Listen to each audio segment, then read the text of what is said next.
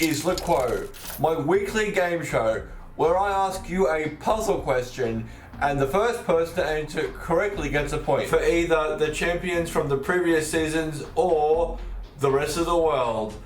And if your team gets to 11 points first, then you get $10 for every point you contributed to that, plus an additional $100 for the overall winner. Before we get to this week's question, let's answer last week's question. The question was, which kind of blood shares its name with a type of mistake? Sean says it's his blood.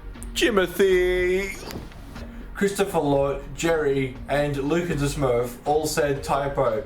She says split blood and B negative. Christian Barbieri says O negative. And the correct answer is typo. And the first person to comment and our winner is Lucas the Smurf. Congratulations to you. This gives him his first win, which puts his total on $10. Now Luke, you get to comment below something for me to do or say in the next episode. And this gives the world their 9th point.